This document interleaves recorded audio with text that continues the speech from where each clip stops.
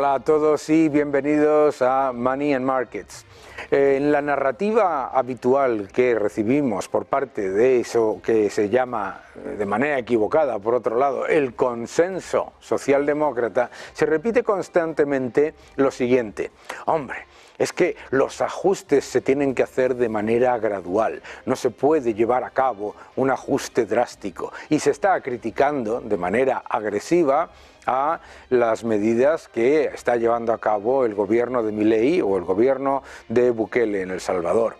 Pero hay que entender varias cosas. La primera es que es muy fácil decirle a otros países desde la comodidad de países ricos con monedas estables y con inflación controlada y con seguridad, decirle a los demás qué es lo que se tiene que hacer de manera gradual. Es muy fácil, claro. Pero lo más peligroso de todo esto es la hipocresía del mensaje. ¿Por qué?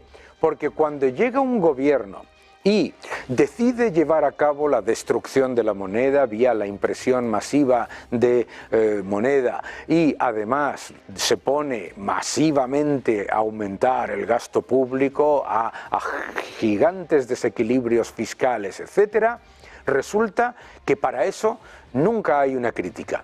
Es interesante escuchar a ese mal llamado consenso socialdemócrata decir constantemente que hay que llevar a cabo medidas contundentes y decisivas por parte de los gobiernos para cuando cambian, para llevar a cabo sus políticas, medidas contundentes y decisivas. ¡Qué sorpresa! Medidas contundentes y decisivas significa empobrecerle a usted y además endeudarle masivamente. Es decir, como yo digo siempre, con la tarjeta de crédito de otro, todos los restaurantes son baratos. ¿Y qué es lo que está ocurriendo? Que es absolutamente alucinante que estemos escuchando día tras día críticas a Milei por llevar a cabo un ajuste agresivo y rápido, cuando no se le dijo nada durante años a los gobiernos del peronismo destructor, de ese socialismo plañidero que lo único que hace es destruir lo que finge proteger, que no pasaba absolutamente nada por disparar los desequilibrios fiscales, aumentar masivamente los impuestos y además destruir el poder adquisitivo de la moneda imprimiendo sin control. Es una absoluta aberración. Es una absoluta aberración que desde la comodidad del sofá de los países ricos se vaya haciendo ese postulado del gradualismo a países en los que, como en El Salvador, te mataban por ir a comprar. Te encontrabas con un problema masivo de inseguridad ciudadana.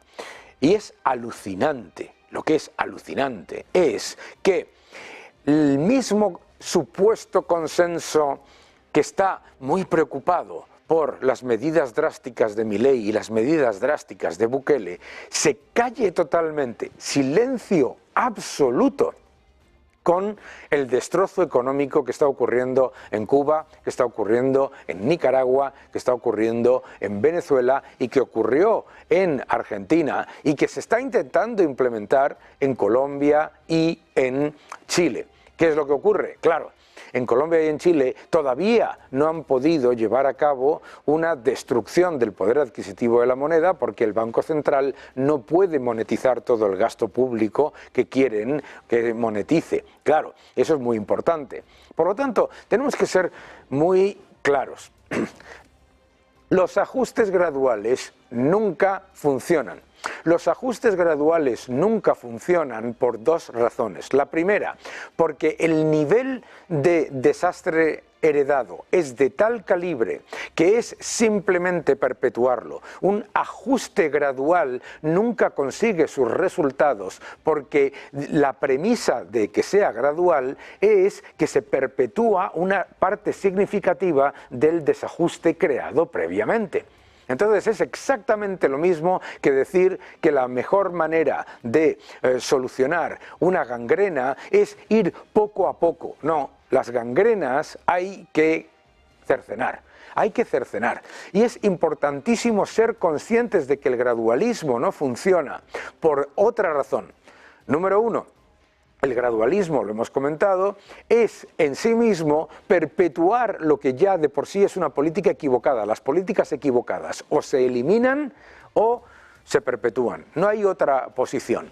Segundo, porque cuando el gradualismo fracasa y siempre fracasa, ¿qué es lo que ocurre? Lo que ocurre es que los ciudadanos le echan la culpa al gobierno de centroderecha, liberal, etcétera, que ha llevado a cabo esas políticas graduales de no solamente el hecho de que no se han solucionado los problemas, sino también de la herencia recibida.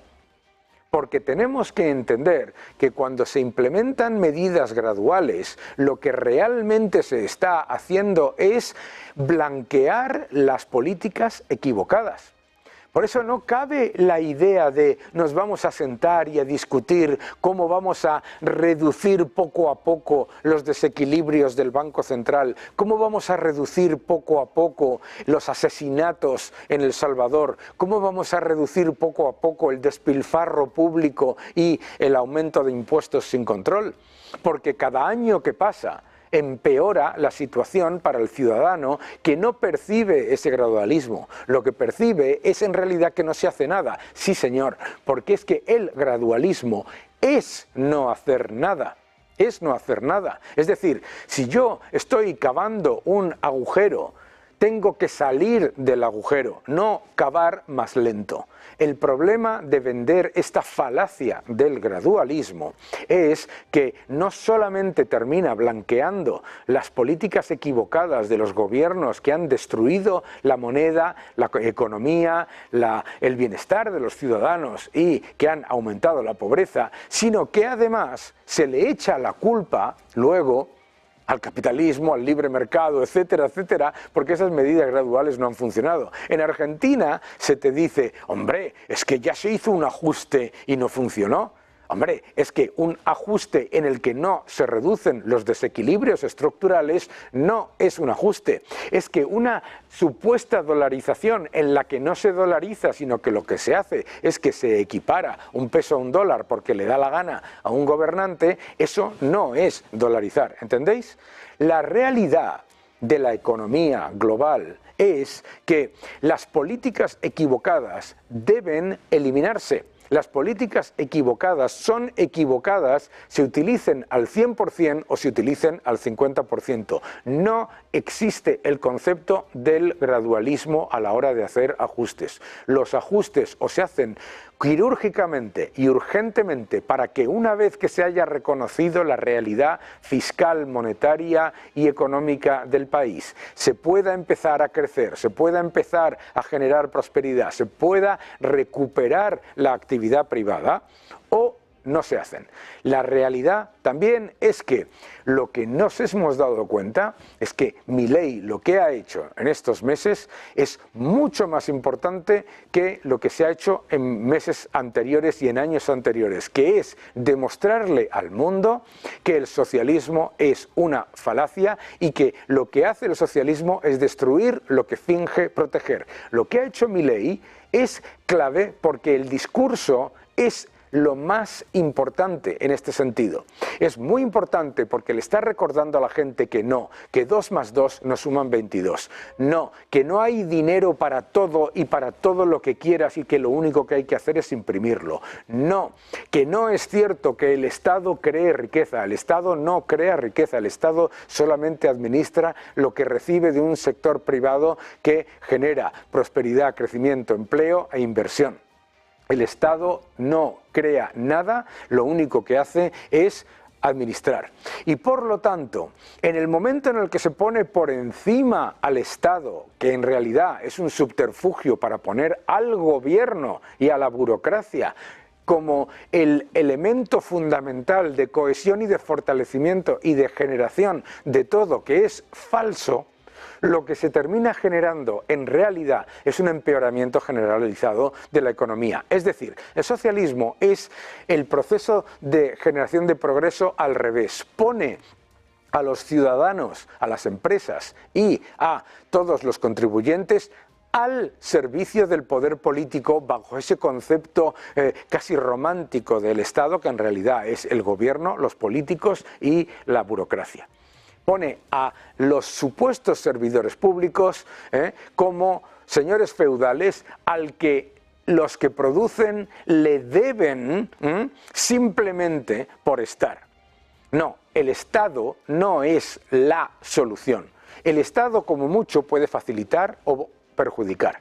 Y lo que está haciendo en muchos gobiernos de Latinoamérica es un Estado que cada vez es más confiscatorio y extractivo, y por lo tanto las medidas, cuando llega un gobierno serio que reconoce que la mejora de las condiciones para los trabajadores, que la mejora de las condiciones para los ciudadanos, que la reducción de la pobreza y que el crecimiento económico vienen de la seguridad, vienen de la seguridad inversora, de instituciones independientes, de la sociedad civil, vienen de las empresas que crean empleo y que crean riqueza y que crean inversión, y no de un Estado depredador.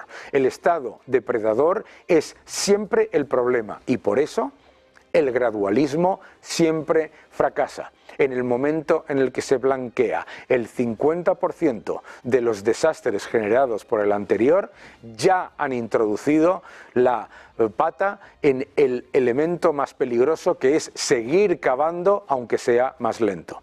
Solamente se pueden hacer medidas contundentes y decisivas, para devolver a la economía al progreso. Y el progreso no tiene nada que ver con eso que llaman progresismo. El progresismo es regresista y es además profundamente antiprogreso.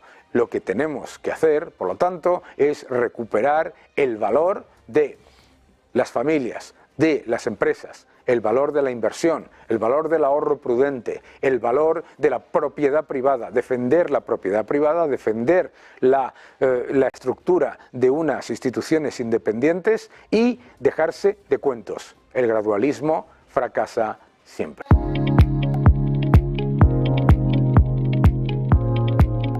¿Qué es el apalancamiento? A menudo suena muy raro, apalancarse, y es que es una herramienta financiera que genera muchísima confusión. ¿Cómo es posible que cuando hay un apalancamiento 1 a 10, yo tenga que poner una moneda, un euro, y la entidad financiera coloque 10? Y no me pide ninguna garantía. ¿Cómo es posible?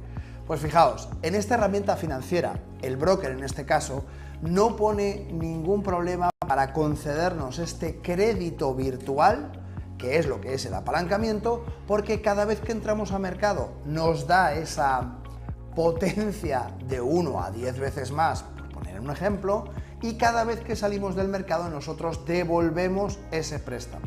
Por tanto, como hay una seguridad total de devolver ese préstamo, lo único que hacemos es amplificar nuestros recursos, y por eso no es necesario aportar ningún tipo de garantía como cuando nos hacen un préstamo en un banco.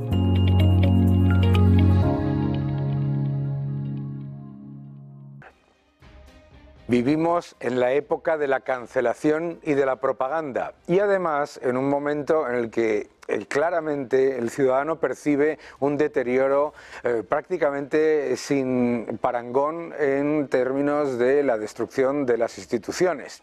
Y para hablar de todo ello y de la situación política en general, tanto de España como de Latinoamérica, nadie mejor que Cayetana Álvarez de Toledo. ¿Cómo estás, Cayetana? Muy bien, encantada de estar aquí, muchas gracias. Muchísimas gracias por venir a Money and Markets. A mí me gustaría empezar por cómo ves tú la situación ahora mismo. Hemos visto que primero se aprobó la reducción de las penas por malversación por parte del gobierno, ahora ya hay una ley de amnistía. Estamos viviendo una demolición de la Constitución y del Estado de Derecho por la puerta de atrás. Sí, nosotros no tenemos un gobierno en sentido estricto, sino lo que es un proceso en marcha liderado ahora por el Partido Socialista. Un proceso que es de desguace del Estado y de liquidación de la nación constitucional. Ese proceso ha tenido varias fases. La legislatura pasada hubo hitos importantes, ha citado alguno: la rebaja a la malversación, la derogación de la sedición, los indultos a los golpistas, el blanqueamiento de Bildu, la aprobación de esa ley de memoria antidemocrática, la demonización de la oposición, los ataques, algunos civilinos y otros frontales a la corona. Es decir, esto es un proceso. Y el hito más importante de ese proceso lo estamos viviendo ahora con la amnistía, con la ley de amnistía. La amnistía es varias cosas. La amnistía, para empezar, es una transacción corrupta sin precedentes.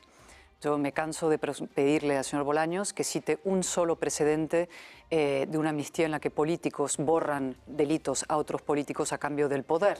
Es decir, una amnistía concebida no como medida de gracia, sino como moneda de cambio. Eso no existe en ninguna nación democrática. En segundo lugar, es una amnistía claramente inconstitucional.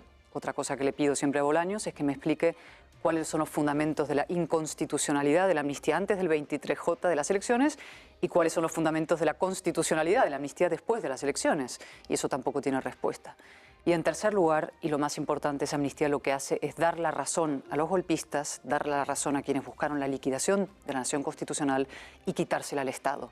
Es decir, borra los delitos y se los transfiere al Estado, convierte a los jueces, a los policías, a la corona, a todos nosotros que nos manifestamos en los represores de ese golpe. Y por tanto lo que hace es blanquear el segundo golpe, es decir, alentar, impulsar la segunda parte de un nuevo proceso, que tendrá también distintas fases, uno de ellos el referéndum. Claro, porque ahora estamos con la nueva narrativa, ¿no? Tenemos elecciones en Cataluña y escuchamos constantemente que aquí hay una línea roja, que es la del referéndum. Bueno, aquí hemos visto pasar las líneas rojas ya como si fuese un atleta en las carreras, saltándose una detrás de otra, y el referéndum claramente en algún lado debe estar pactado. Hay una frase maravillosa de Sánchez en él tiene una relación muy difícil con la hemeroteca, como todo el mundo sabe, ¿no? Tiene una muy mala relación con la hemeroteca. Y 3 días antes de las elecciones generales, el día 20 de julio, fue una entrevista en La Sexta. Y le preguntaron por esto de la amnistía. Y él dijo, no, este cono enfático y solemne que pone, no hubo amnistía, ni habrá autodeterminación, no habrá referéndum, ni habrá amnistía, ni habrá referéndum. Entonces yo pregunto, pues, ¿qué parte de la frase va a ser verdad, ¿no? Pero aún así te quiero decir una cosa, mira, yo sé que están negociando una forma de disfrazar una consulta. Eso es, consulta, ¿no? Utilizarán el nombre. El Sherpa de la mutación constitucional es Rodríguez Zapatero. Sí. Ya se fue a la vanguardia a decir que hay que buscar esta legislatura alguna forma de reconocimiento de la identidad nacional de Cataluña, es decir, están trabajando en eso. Pero yo quiero lanzar un mensaje de optimismo y de esperanza a los españoles. Ni habrá amnistía, ni habrá autodeterminación. Amnistía, habrá ley, pero no se va a poder aprobar, lo van a frenar Europa, los tribunales y la oposición, lo vamos a impedir, y autodeterminación es absolutamente imposible. Para eso necesitarían, o sea, autodeterminación y constitución no son compatibles, tenemos el Senado radicalmente en contra, la mayoría de los españoles, o más de la mayoría también, es decir, eso va a fracasar. Todos esos proyectos y esas elucubraciones para mantenerse en el poder acabarán fracasando contra el principio de la realidad y de la ley. Y cuando hablamos del principio de la realidad de la ley, una de las cosas que preocupan a los que nos están viendo, a los ciudadanos, es esa demolición constante del proceso legislativo. Estamos viviendo todos los días una deslegitimación del Poder Judicial a niveles que no se habían visto en el pasado. Hemos visto en el Congreso y en el Gobierno a ministros y a diputados señalando directamente a jueces. Esto es muy preocupante. Sí, porque el Estado de Derecho es el dique de contención frente al proceso. Yo siempre he dicho que había 3 diques esenciales de contención del sistema, ¿no? La corona, la monarquía constitucional, y por eso atacan la corona. El principal, los jueces, es decir, el Estado de Derecho, y la oposición movilizada en la calle. La oposición en las instituciones y en la calle, es decir, en el Senado, en el Congreso, en las alcaldías, las comunidades autónomas, y la movilizada, la población en la calle, ¿no? Y los jueces son absolutamente cruciales. De hecho, hay un escenario que los ciudadanos tienen que ser conscientes que se puede plantear y es muy importante, ¿no? Si Puigdemont le gana a Esquerra las elecciones en Cataluña, y yo no lo descarto, yo creo que Puigdemont le va a ganar a Esquerra las elecciones y consiguen los dos formar gobierno, Puigdemont va a volver. Ese es el órdago que le ha lanzado. Él ha dicho, yo si gano y puedo formar una investidura y presentarme, volveré. En ese momento hay un juez que tiene que tomar una decisión, que es detenerle. Claro. Y mi pregunta es, ¿el gobierno qué va a hacer? Claro. ¿Va a apoyar al juez Llarena que va a tener que detener a este individuo, a este delincuente, o va a apoyar al delincuente del que depende para seguir en el poder? Claro. ¿Va a consumar ahí la traición al Estado o va a defender al Estado frente a los golpistas y los delincuentes? Y esto lo vamos a vivir. Es muy peligroso porque yo escucho constantemente en clips y en comentarios de diputados este concepto de que la soberanía del pueblo está en el Parlamento y que todo lo que salga del Parlamento, por lo tanto, es constitucional y es la soberanía del pueblo. Claro, en vez de entender que el poder legislativo, los jueces, las instituciones independientes están para limitar el poder y los intentos totalitarios del gobierno, no para justificárselos, ¿no? Pues ese es el artículo 1 del manual del populista, es enfrentar pueblo a ley. Eso es. ¿No? En América Latina y en tantos otros sitios, es decir, la voluntad de las urnas frente a la ley y los jueces. A mí me han votado. Fíjate, el primero que lo articuló de una manera nítida en el proceso separatista fue un socialista, que fue Montilla, cuando dijo los tribunales no pueden juzgar sentimientos, cuando empezó el proceso. Y de eso viene todas las acusaciones de Loeffler, la idea de que el Estado, digamos, la ley, los jueces, etcétera, no pueden interferir frenando la voluntad popular. Lo que quiere hacer Puigdemont y lo que quieren hacer los separatistas ahora es llevar eso ya a casi una culminación, además una escenificación bestial, con el presidente recién electo de la Generalitat siendo detenido por un juez. Es decir, la confrontación entre el pueblo, la voluntad popular y el Estado de Derecho como algo completamente fascista y represor que impide que la voluntad se exprese, ¿no? El problema es que no solamente son los ya delirantes extremistas nacionalistas quienes lo defienden, sino incluso socialistas. El otro día el ministro de Justicia llegó a decir dos cosas. Primero, que la soberanía popular, dicen, reside en el Congreso y no en el Senado, es decir, ya se liquidó las Cortes, porque sí. Y luego dice que la última palabra la va a tener el Congreso de los Diputados en el tema de la ley de amnistía. Y no es verdad, la van a tener los jueces, como bien les recordó la Comisión de Venecia en ese informe que luego manipularon y filtraron. Claro, porque la utilización de ese informe de la Comisión de Venecia ha sido increíble. Dice exactamente lo contrario a lo que nos están repitiendo todos los días machaconamente que ellos han interpretado. Dice, me parece impresionante. Pero me preocupa mucho cuando se está generando constantemente esa idea en la que cada vez más y los economistas lo vivimos muchísimo también, ¿no? Que te dicen, no, claro, es que cuando criticas al gobierno estás criticando al Estado, cuando criticas al Estado estás criticando a España, y la identificación autocrática entre Sánchez, el gobierno, el Estado, el pueblo, ¿no? Me recuerda tanto a lo que hemos vivido en Latinoamérica. No, de hecho es un gobierno que trabaja contra el Estado. Claro. Y que está ocupando todas las instituciones del Estado de una manera acelerada y vertiginosa y muy inquietante. Si tú empiezas a mirar Consejo de Estado, Tribunal Constitucional, Fiscalía General del Estado, es un escándalo. Utilización de la agencia tributaria, el CNI, el SIS, por supuesto, la malversación cotidiana que hace el señor Tezanos en el SIS, utilizando fondos públicos para hacer encuestas a favor del Partido Socialista o, por ejemplo, para no preguntar por la amnistía porque saben que el resultado sería masivamente de rechazo. Radio y Televisión Española, el último escándalo. Correos, no sé, es que la lista es infinita, ¿no? Entonces van colocando a socialistas y a militantes socialistas en todas las instituciones y luego dicen, no, que el Estado somos nosotros. Claro. L'état c'est moi. Eso es muy antiguo, ¿no? Y así están operando. Entonces, lo que nosotros tenemos que hacer son muchas cosas. Y vuelvo al mensaje de optimismo y de fuerza y de esperanza.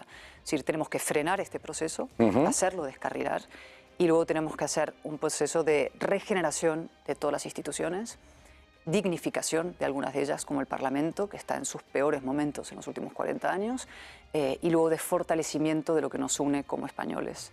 Y esa es otra parte.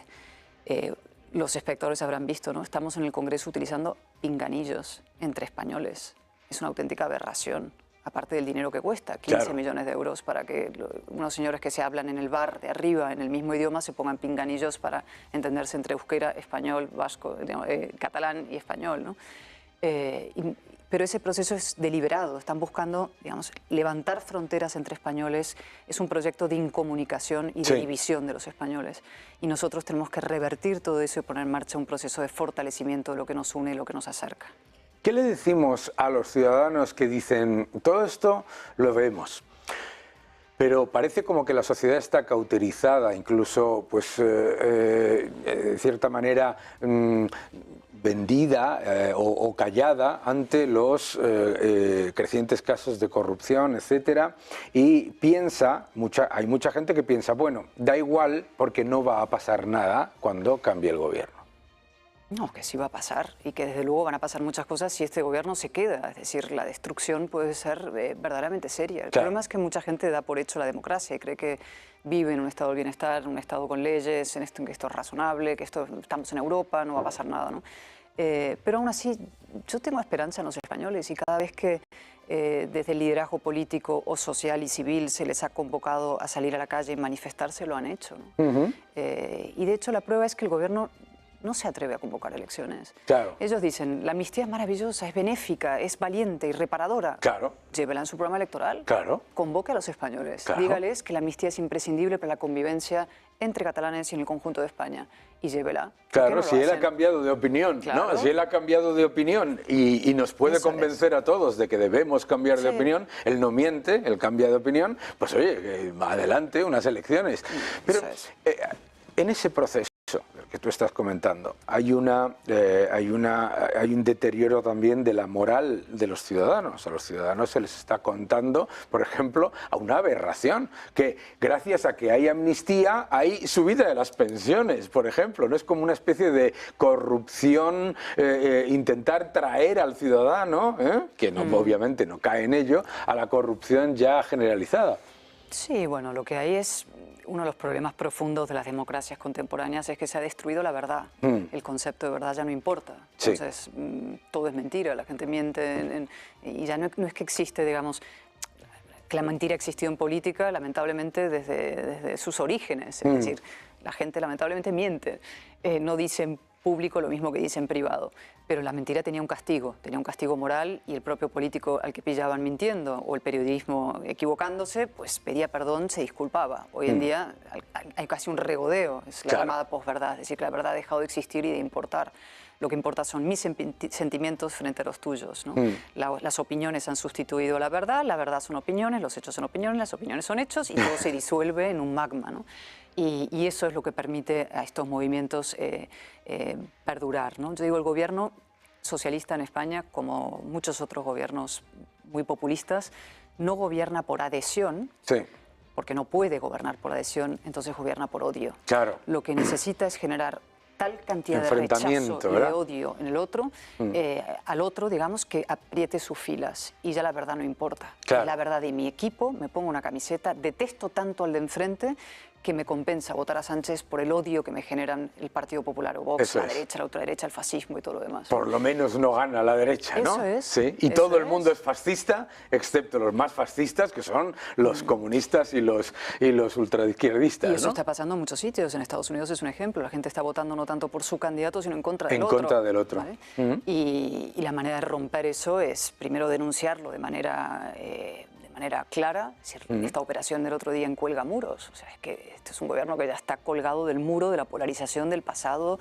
y de lo más macabro, ¿no? Claro. Porque no pueden salir de ahí, intentan generar otra vez guerra, civilismo y odio, y eso hay que denunciarlo con nitidez y luego construir un proyecto para amplias mayorías basado en los principios básicos de un sistema democrático. Claro, es que yo que he vivido en mi padre y mi abuelo. Mi padre fue un militante comunista y mi abuelo fue ministro de Franco. He vivido el espíritu de la transición, la maravilla de lo que es que la gente se ponga de acuerdo y busque un proyecto común, ¿no?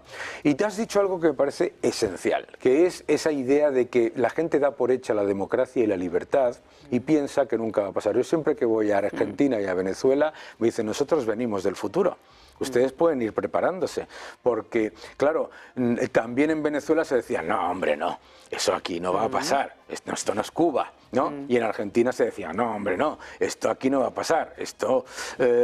¿Cómo le podemos explicar a la gente que ese riesgo es muy, muy importante, el de la destrucción de las instituciones que garantizan nuestra libertad? Bueno, Lamentablemente, solamente se lo puedes enseñar predicando y haciendo pedagogía política y contándoles la historia, y que miren la historia del siglo XX, ¿no? Claro. En el siglo XX los europeos hemos tenido regímenes de lo peor, ¿no? Lo peor. Los totalitarismos de izquierdas, también de derechas, el nazismo, el comunismo, nos hemos matado a millones, y la democracia es un bien frágil que hay que proteger día a día. Yo siempre digo, no es un objetivo que tú alcanzas, lo tienes y se acabó, no como unas oposiciones que las has ganado pero por tienes vida. que ganar de todo. Es un horizonte al que caminas permanentemente, siempre se aleja un poquito, siempre tienes que estar trabajando para mantenerlo, para preservarlo. Y las lecciones de nuestros países amigos efectivamente sirven, ¿no? Yo siempre me acuerdo hace mucho una entrevista que hice a Leopoldo López cuando Leopoldo estaba en la cárcel, que fui a verle, no le pude ver físicamente, nos hablamos desde el balcón, y él decía, abran los ojos a los españoles porque las democracias sí se pueden perder. Claro. Y esto es un mensaje importante para las élites económicas, sobre todo. Yo lo decía mucho en Cataluña, ¿no? ¿Y ustedes qué han hecho para evitar que Cataluña entre en un periodo de decadencia notable? No es solamente el riesgo de independencia, mucho más profundo que el riesgo de independencia, que no existe, porque está partida en dos Cataluña, es la verdadera y real y auténtica decadencia que se ha producido. Y en España igual. Somos un país, estamos en un país en un momento de decadencia. Totalmente. Era un país que, expectativas extraordinarias, una transición modélica, una espectacular modernización, y salvo algunos oasis como Madrid, es un país que está en decadencia. Claro. Institucional, en decadencia económica, sin reformas, un país paralizado, sin presupuestos, es un país ensimismado, en un proceso de introspección permanente, pensando en sus cuestiones identitarias absurdas, en lugar de estar mirando cuáles son los grandes debates del futuro que hay que encarar, problemas, desafíos, la inmigración, la inteligencia artificial, cantidad de asuntos. Es un país ensimismado y parado, bloqueado. Y bueno, entonces nuestra juventud hay que, desde la política democrática, animarles, alentarles, darles instrumentos para ser conscientes de lo que pasa, para movilizarse políticamente, para interesarse en lo que pasa, para volverles a enganchar con la política y para que voten opciones que sean de razón, de sensatez y de progreso de verdad. Cayetana, la batalla cultural y este avance de la generación constantemente de enemigos vía la creación de grupúsculos identitarios que se enfrentan unos a otros, ¿no? Y esta utilización constante del veto y la cancelación para, además, destruir la personalidad del oponente ideológico. ¿Cómo ves esta situación ahora en España? A mí me parece muy preocupante. Yo creo que el nivel de pérdida de libertad de expresión que hay en España ha sido muy significativo y por supuesto, cómo podemos continuar atacándolo, ¿no? Bueno, por la censura y por la autocensura. Hay mucha gente que no se atreve a hablar. Ese es el problema, claro. Es que el wokismo es eso. El wokismo es ponerte a ti. Sí, no solamente es cancelar a algunos para que se autocancelen muchos. Claro. Es decir, mucha gente se autocensura. Esto es un proceso que va mucho más allá de España. Estas son las grandes corrientes ideológicas de nuestro tiempo. Empieza, lo sabemos, la historia en mayo del 68, culmina en el año 89 la caída del muro de Berlín, y ahí hay dos momentos clave, ¿no? En el 68 la izquierda decide levantar nuevas banderas, porque la bandera del obrero, como luego se ve, era una gran mentira, y cuando se cae el muro se ve que en el comunismo lo único que había generado era destrucción de los obreros, de los trabajadores, miseria, ruina, represión, tortura y muerte, y entonces la izquierda, digamos, queda ideológicamente derrotada, pero se rearma rápidamente. Claro. Y el mundo liberal del año 89, que sale vencedor de esa contienda ideológica, si se quiere, pero inmediatamente se echa a la siesta, a hacer la siesta. Dice, ya hemos ganado. Hemos ganado, el famoso libro Ensayo de Fukuyama, El fin de la historia, y lo que hace el mundo liberal es dedicarse a hacer números, y a hacer las cuentas, y a gestionar bien, y abandona la batalla cultural. La izquierda sale debajo de los escombros del muro, se quita el polvo y demás, y se rearma política y moralmente, hasta tal punto que acaba ganándole la batalla cultural, ideológica y del lenguaje al mundo liberal, ¿no? Y se produce eso que yo he llamado cientos de veces, me da casi pudor insistir, pero el tablero inclinado de la política, ¿no? Sí. Que está a la izquierda en la parte alta del tablero y está el mundo liberal, liberal conservador en la parte baja. Entonces ellos siempre dominan el tablero, la cancha. Estamos jugando siempre en desventaja cultural y lingüística. Entonces, a veces ganamos las elecciones, vamos como Sísifo, con una roca a cuestas, que vamos así, ganamos porque la izquierda gestiona muy mal, pero como no cambiamos el tablero, poco tiempo después, ¡bum!, volvemos a caer. Le pasó al PP, le ha pasado a tantos. Entonces, ¿qué tenemos que hacer? nivelar el tablero, eso es dar la batalla cultural de las ideas, y la principal batalla contemporánea es contra las políticas identitarias. Sí. Que son, en el caso de España, por supuesto, el nacionalismo, que es la más potente, destructiva de nuestro orden constitucional, pero hay otros, los feminismos radicales, en América Latina los indigenismos malentendidos completamente, los falsos anticolonialismos, es decir, hay cantidad de formas y expresiones de políticas identitarias en función de los países, pero que buscan lo mismo. Claro. La izquierda, como no gobierna por adhesión ni tiene un discurso común, abandona la bandera a la igualdad, coge las banderas identitarias, forma colectivos, colectiviza a las poblaciones, los convierte en dice víctimas. que son víctimas y por tanto hay agresores, enfrenta a víctimas con agresores y va sumando colectivos para formar Frankensteins de gobiernos. Claro. Y el caso español es de libro, ¿no? Sí, porque tienes ahí una especie de batiburrillo de ideologías y de pensamientos, etcétera, que no tiene absolutamente nada que ver. Hay que continuar dando la batalla cultural, ¿eh? Hay que continuar dando la batalla cultural, y yo creo que lo importante ahí también es entender. Yo siempre digo que la izquierda destruye todo lo que finge proteger, porque claro, dicen, nosotros somos feministas, y a la vez está destruyendo los derechos de las mujeres, inventándose constructos de género completamente ridículos, etc. Por otro lado, dice que defiende el medio ambiente y luego lo que hace es que aumenta masivamente el consumo de carbón allá donde gobierna, etcétera, etcétera. La realidad es que lo que hace es utilizar ideas y lo que son propuestas que todos aprobaríamos para tomar el poder, ¿no? El problema de la izquierda es que no defiende el progreso, sino que defiende el control. Lo único que quiere es el control. ¿Cómo ves tú esa situación? Sí, ¿no? Y es una izquierda puramente reaccionaria, se llama progresista, como siempre utilizan muy bien las palabras, ¿no? Progresista. Dicen diálogo y paz cuando es claudicación, ¿no? Dicen progresistas cuando es reacción, es decir, la deriva reaccionaria de la izquierda es nítida. Increíble. En las políticas identitarias. Se ha vuelto al tribalismo. Sí. Hoy en día la izquierda juzga a las personas por atributos identitarios, cosa que no, en fin, se abandonó.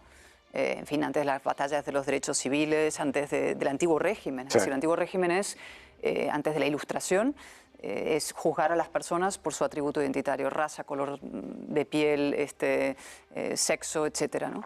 Y de hecho, el salto a la modernidad política es precisamente que se juzgue a las personas no por lo que son, sino por lo que hacen. Claro. Por sus conductas, por sus hechos, como digo tantas veces, y no por sus atributos identitarios arbitrarios. Y la izquierda lo que ha hecho es hacer la involución hacia atrás, abandonar la presunción de inocencia. Por ejemplo, tú eres menos presuntamente inocente que yo en España, claro, porque hay una ley que dice que hay un agravante penal de género para los hombres, cosa que me parece una aberración absoluta y una involución clarísima.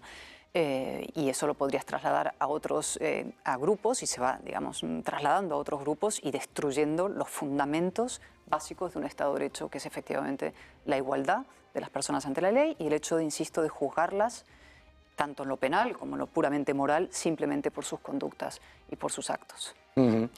Bueno, Cayetana, nos podríamos pasar horas charlando. La verdad es que ha sido un auténtico placer tenerte con nosotros y que estás en tu casa. Y a mí lo que me gustaría es que nos dejases pues con unas ideas básicas para las personas que nos están viendo desde Latinoamérica, que son muchos. Tú eres una persona que ha viajado mucho a Latinoamérica y empezamos a ver cierto nivel de luz al final del túnel con Milei en Argentina, etcétera. ¿Cuál es la esperanza para Latinoamérica? Yo siempre voy, para empezar, que hay esperanza. Es decir, hay muchos países que han sufrido lo indecible y Venezuela es uno que especialmente trágica la situación que se ha vivido ahí, que se sigue viviendo ante la condescendencia internacional, porque cada tanto se critica, pero en el fondo se alimentan los falsos diálogos para mantener el régimen ahí, y hay algunos personajes como Rodríguez Zapatero que tienen una responsabilidad directa y absolutamente aberrante en esa situación, ¿no? Pero frente a eso, decir que hay esperanzas y que se movilicen por el Estado de Derecho, por la libertad, y que somos muchos en el mundo que estamos pendientes y que lo vivimos sin fronteras morales. Es decir, lo que le pase a un venezolano me importa a mí tanto como me pase a mí. Y hay que combatir ese racismo visceral de tantos europeos pijos que aceptan para América Latina lo que jamás tolerarían para sí mismos y que van a América Latina como Pablo Iglesias y compañía, haciendo el turismo del ideal, ¿no? La revolución en patio ajeno. Ellos viven con su chalet, con su piscina en forma de riñón, pero predican la revolución, la miseria, la ruina para tantos en América Latina. Y frente a eso, decir que hay un orden liberal, que hay liberales, que hay gente dispuesta, combativa, a defender sus democracias tanto como las nuestras y que deberíamos trabajar conjuntamente. Y esto es una de mis obsesiones. O sea, el mundo del Grupo de Puebla, el mundo de la ultraizquierda, el mundo de la destrucción de la democracia está organizada, financiada y articulada. Y nuestro espacio ideológico y moral no lo está. Cierto. Combatimos a veces como una especie de ejército de Pancho Villa, cada uno por su lado. Está María Corina, que es una heroína absoluta en Venezuela. Grande están los María. argentinos, están en Chile grandes figuras políticas crecientes que han dado la batalla para evitar ese referéndum, esa constitución nueva que pretendía la ultraizquierda. Hay gente extraordinaria en todo el continente y también aquí en España, pero no estamos articulados. Y entonces, por volver a la referencia clásica de la Constitución de Cádiz que decía, ¿no?, españoles de ambos hemisferios, ahora no somos españoles de ambos hemisferios, pero sí demócratas de ambos hemisferios que trabajamos por la libertad y la igualdad, deberíamos hacerlo conjuntamente como grandes aliados, cómplices y casi hermanos en la defensa de este orden liberal extraordinario, porque no hay otro mejor. Absolutamente, absolutamente. La libertad hay que defenderla todos los días porque los que la intentan destruir no paran. Así que mil gracias Cayetana por estar con nosotros, mil gracias por estar en el programa y ya sabes que estás en tu casa. Hasta siempre y gracias por defender la libertad. Muchas gracias.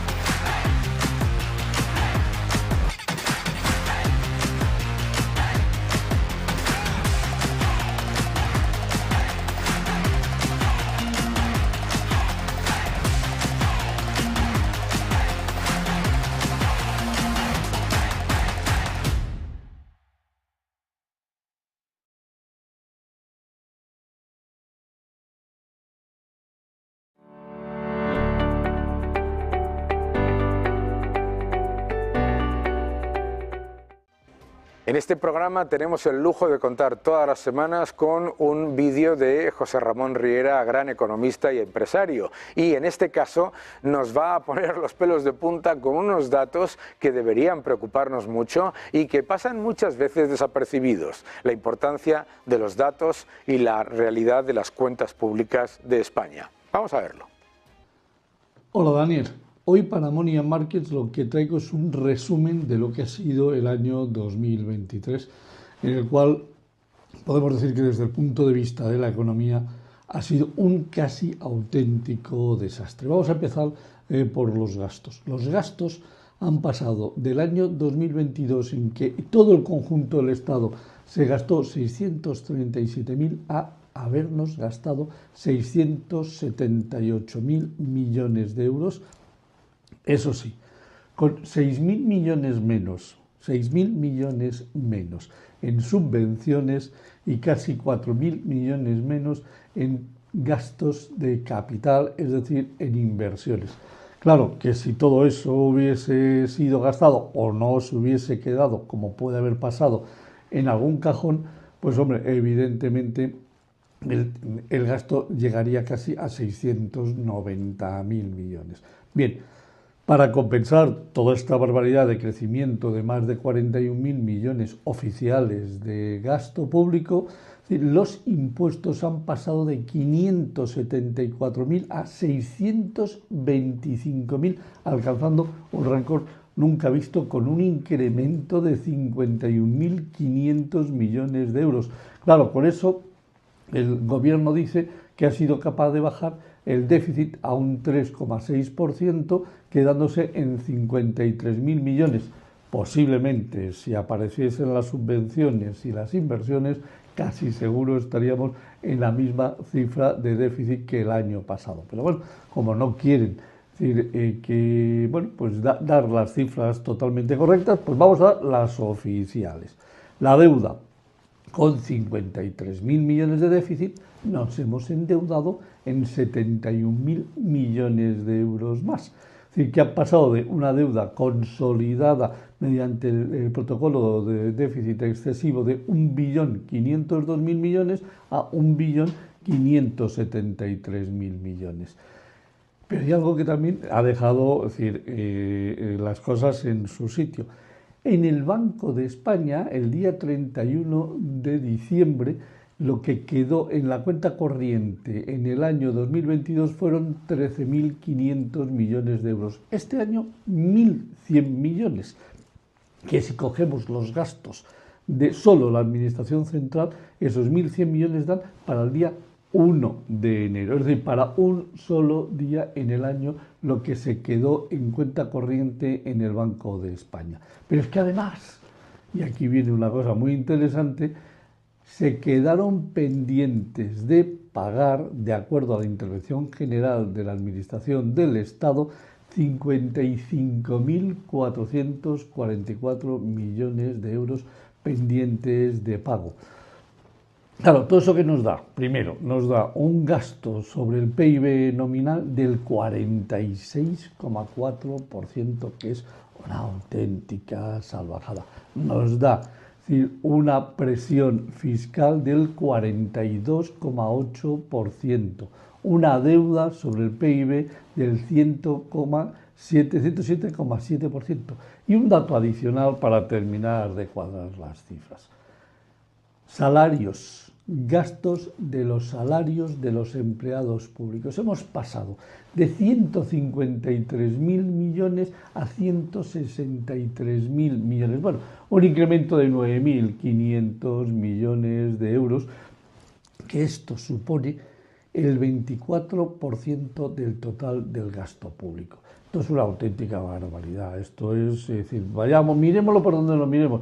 Total del gasto público, total de los ingresos, 625.000 millones. Así todo un déficit de 53.000 millones, una deuda de 71.000 millones y unos salarios de empleados públicos del conjunto del Estado. Cuando estamos en el mundo de la digitalización y en el mundo de la inteligencia artificial, del 24% del total del gasto público.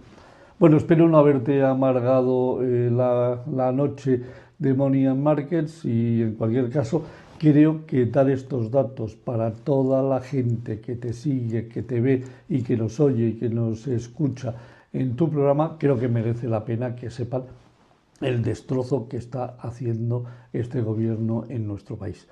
Nos vemos en el próximo vídeo, Daniel, y un abrazo para todos los espectadores.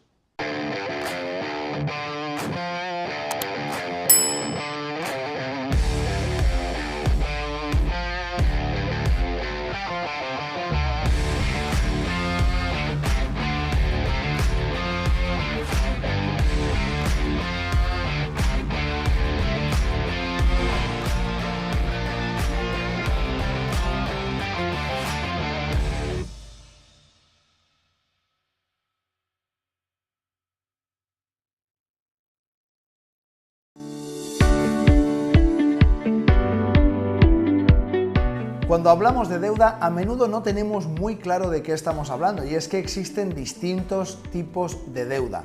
La deuda soberana es aquella que emiten los gobiernos en forma de bonos y que nosotros conocemos como renta fija. Es cuando el gobierno pide a inversores que presten su dinero para distintas funciones. Bueno, quiero hacer una carretera y no tengo suficiente dinero, lo que hago es emitir deuda y solicito que haya inversores que me presten ese dinero. Lógicamente, ese dinero se presta en un plazo determinado y ese plazo, una vez que llega a vencimiento, se reciben unos intereses. Exactamente igual que cuando nosotros pedimos un préstamo. Pero es que existe también un mercado secundario de la deuda donde las empresas emiten estos bonos, pero corporativos, y hacen un tipo de deuda muy distinta. Lógicamente, no tiene el mismo rating crediticio, no tiene la misma solvencia que un bono soberano, pero el bono corporativo es una manera de capitalizarnos con un riesgo más alto dentro de este segundo mercado, también muy importante.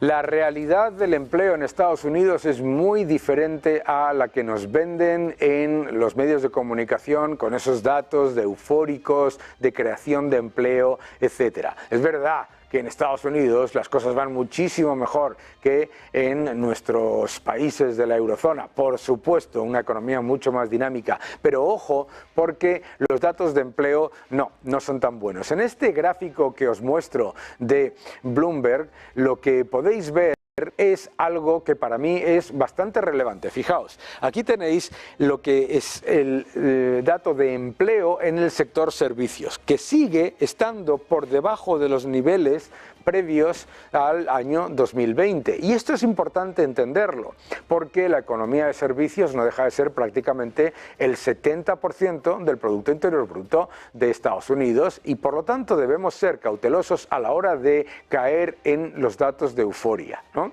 Vamos al siguiente gráfico, porque nos explica también por qué los ciudadanos norteamericanos no están, digamos, tan eufóricos como los medios de comunicación con respecto a los datos de empleo. Fijaos, el empleo temporal es el principal factor de creación de empleo en los últimos meses. De hecho, desde 2023, desde febrero de 2023 más o menos, lo único que ha estado aumentando es el empleo temporal. Si vemos lo que es el empleo a tiempo completo, el empleo fijo, la realidad es que se ha quedado estancado desde hace prácticamente 12 meses y de hecho la tendencia es negativa, la tendencia es mucho más empleo temporal y mucho más empeoramiento, por lo tanto, de las condiciones laborales para los ciudadanos. Y esto nos muestra por qué los ciudadanos norteamericanos no están tan contentos con la administración Biden, que eso sí te dice que una creación de empleo de 300.000 trabajadores mensuales es un gran dato. Ojo, porque en ese gran dato también hay 70.000 empleos del sector público. Cuidado, que el empleo en el sector público está creciendo a niveles de 50.000 personas en Estados Unidos cada mes, y eso también es preocupante. Vamos al siguiente gráfico, porque el siguiente gráfico también nos da una evidencia de por qué los ciudadanos no perciben esos datos de empleo como tan fantásticos. Y esto lo veis también en España. Claro, el gobierno, ¿a qué se dedica? El gobierno se dedica a dar unos datos que suenan muy bonitos, pero luego desagregando y analizando mejor se ve por qué no son así. Aquí tenéis la ratio de empleo sobre población en Estados Unidos, el dato oficial. ¿Qué es lo que muestra? Que sigue por debajo de los niveles previos a la pandemia. Lo mismo ocurre con el dato de lo que es la participación laboral en Estados Unidos. La participación laboral por debajo de los niveles previos a la pandemia. El empleo sobre población por debajo de los niveles previos a la pandemia. Los salarios reales estancados, importante este factor, salarios ya ajustados por la inflación. Además, y esto también es muy importante, el empleo temporal liderando la creación de empleo con respecto al empleo fijo. Claro, todo esto nos recuerda a la realidad de España. Lo que pasa es que en Estados Unidos lo que no hacen es cambiarle el nombre a los temporales y llamarlos fijos discontinuos y quitarse el problema. Ahí está la razón por la que los norteamericanos no perciben la economía de una manera tan fuerte como nos sugieren los datos agregados. Si vamos al siguiente gráfico, vamos a ver un poco más sobre la situación real de los mercados. Aquí tenéis las expectativas de inflación. Ay, mis amigos, resulta que nos estaban contando una retórica sobre bajada de la inflación y lo que estamos viendo es que las expectativas de inflación a medio plazo están subiendo. Cuidado con esto, y con ello está subiendo también la rentabilidad del bono a 10 años de Estados Unidos. Es decir, nos enfrentamos a una inflación persistente y la pérdida del poder adquisitivo de los ciudadanos, que eso obviamente hace que los ciudadanos también se encuentren más descontentos. Vamos al siguiente gráfico en el que también, cortesía de Bloomberg, nos muestra lo que está ocurriendo. ¿Qué está ocurriendo en el mundo? Lo que está ocurriendo en el mundo es la destrucción monetaria. Todo este exceso que se ha llevado a cabo fiscalmente y monetariamente en los últimos años, lo que está haciendo es destruir el poder adquisitivo de las monedas, que aparece por la inflación.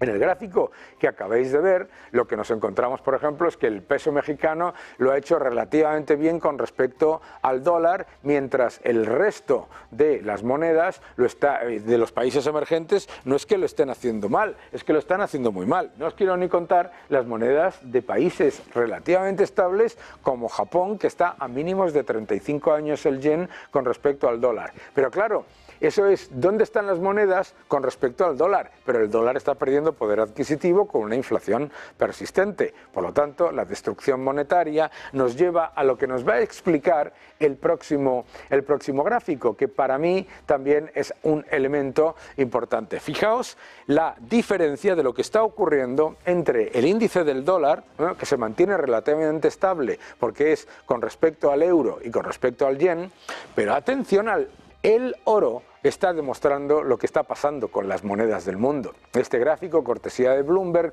nos muestra cómo el oro está ya descontando que va a haber mucha mayor destrucción monetaria. Muchísimas gracias por seguirnos y sigan defendiendo la libertad.